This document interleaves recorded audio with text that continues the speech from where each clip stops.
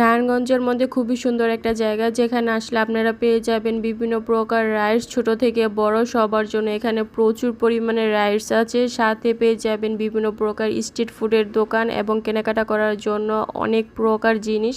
Hello everyone, আসসালামু আলাইকুম, welcome to my another blog. আজকে আমি আপনাদের ঘুরে দেখাবো নারায়ণগঞ্জের মধ্যে খুবই সুন্দর একটা মেলা, যেখানে আসলে আপনারা পেয়ে যাবেন ছোট থেকে বড় সবার জন্য বিভিন্ন প্রকার রাইডস। আর এই রাইডসগুলোর টিকিট মূল্য কিন্তু খুবই সীমিত, 50 টাকার মধ্যে আপনারা সবগুলো রাইডস পেয়ে যাবেন।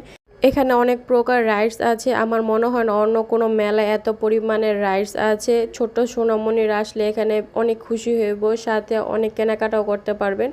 আর যদি আপনি মুভি লাভার হয়ে থাকেন তাহলে এখানে আসলে কিন্তু আপনারা মুভিও দেখতে পারবেন। এখানে ভূতের মুভি দেখানো হয়, তো আপনার পার্টনারের সাথে আপনি মুভি দেখতে পারেন, সাথে ফ্রেন্ডের সাথেও দেখতে পারেন।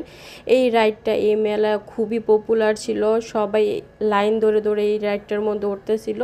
এই রাইডটা নাকি খুবই মজার, সাথে এখানে আপনারা নৌকা রাইডও করতে পারবেন। রাত্রে হয়ে যাওয়াতে নৌকাগুলো এখন বন্ধ আছে, তবে দিনের বেলা আসলে অবশ্যই আপনারা নৌকা রাইডগুলো করতে পারবেন। তবে আমার পছন্দ হচ্ছে বন্দুক দিয়ে ফটকা ফোলানো, যেটা আমার খুবই ফেভারিট। আমি যেখানে পাই এটা সেখানেই ফুটাই। এই খেলাগুলো ছোটোবেলা অনেক ফেভারিট ছিল সবার, কিন্তু এখন আস্তে আস্তে এটা চাহিদা কমে যেতেছে। তো এখানে আধুনিক অনেক রাইডও ছিল, যেরকম পুতুল রাইডগুলো অনেক মেলাতে দেখা যায় না, কিন্তু এই মেলাতে আছে। এছাড়াও ছোট সোনামণিদের খেলাধুলা করার জন্য অনেক জিনিস আছে। আর এই আপুটার দোকানে তো ঘর সাজানোর অনেক সুন্দর সুন্দর কালেকশন ছিল, আমার তো অনেক পছন্দ হয়েছিল।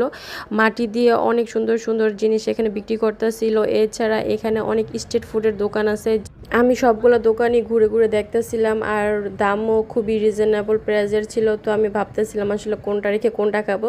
তো এখানে আমি একটা বড়া দেখলাম, চিকেন বড়া, যেটা আমার কাছে খুবই ইন্টারেস্টিং লাগছে। আর এটার দাম নাকি মাত্র 10 টাকা। 10 টাকা হিসাবে বড়াটা খুবই মজা ছিল। তারপর আমি এক প্লেট মুড়ি মাখা নেই, আর মুড়ি মাখা প্লেট নাকি 30 টাকা, একদমই অল্প করা ছিল, আর টেস্টও তেমন ভালো ছিল না।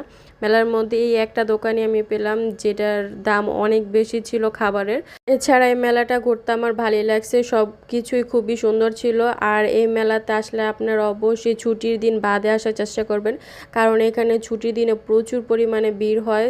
আর এই জায়গাটার নাম হইতে আছে নারায়ণগঞ্জ মানিকদিয়া। তো আজকের ভিডিওটি এ পর্যন্তই, সবাই ভালো থাকবেন, আল্লাহ হাফেজ।